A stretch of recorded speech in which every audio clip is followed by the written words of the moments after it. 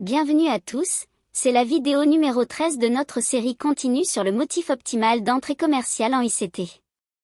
Aujourd'hui, notre exemple concerne à nouveau le dollar canadien, et nos graphiques sont déjà configurés sur une période de 5 minutes. Avant tout, je vous conseille de jeter un coup d'œil à votre graphique quotidien et d'observer la dernière entrée commerciale optimale qui a conduit à cette forte baisse sur le graphique quotidien.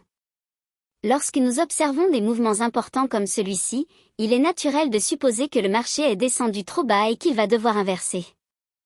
Cependant, cette supposition peut souvent compromettre votre confiance dans un motif comme celui-ci. En session de New York, vous pouvez voir que le marché a continué de descendre. Même lorsque nous ajoutons les annotations au graphique, vous verrez que la logique reste la même. On ne peut pas simplement dire que le marché est survendu et que le motif ne peut pas fonctionner. Le marché cherche la liquidité et va l'explorer au-dessus ou en dessous du marché. Si vous regardez le graphique quotidien, vous verrez des points bas égaux évidents, que j'enseigne comme candylents, prêts à être exploités pour la liquidité du côté vendeur.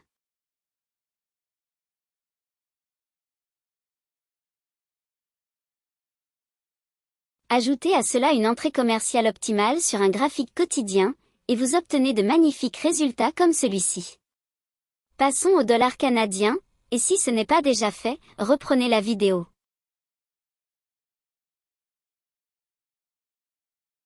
Ajoutons maintenant les annotations. Vous pouvez voir que nous sommes encore en session de New York, à 8h30, heure de New York, jusqu'à 11h. L'entrée commerciale optimale est ici. Vous remarquerez que le marché a continué de descendre, puis a eu un retracement à l'intérieur du cœur de la session de New York avant de revenir vers nous pour l'entrée optimale.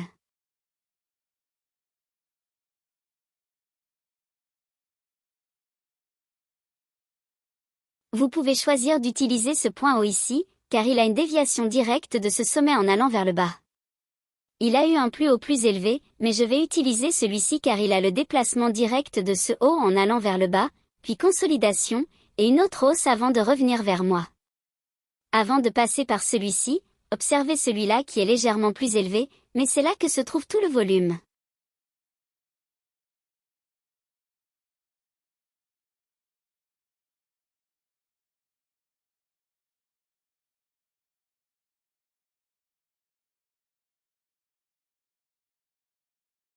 En ajoutant les niveaux de retracement, notre modèle standard pour ce motif, vous verrez que l'énergie du motif doit être au-dessus du sommet à court terme, en fonction de votre appétit pour le risque. Si c'est 1%, la moitié d'1%, 2% ou 20%, cela dépend de votre activité.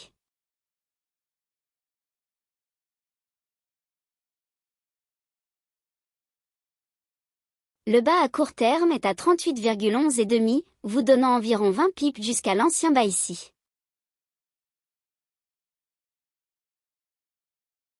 Ensuite, vous avez une demi-déviation standard à 39,93, une déviation standard complète à 37,75 et demi, et une déviation et demi à 37,57 et demi.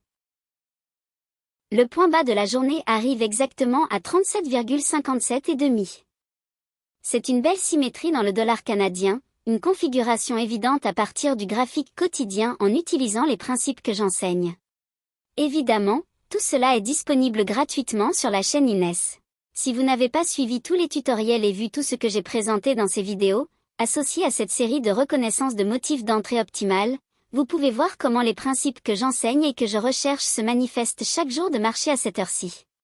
J'espère que vous trouverez cela instructif. Jusqu'à la prochaine fois, bonne chance et préparez-vous.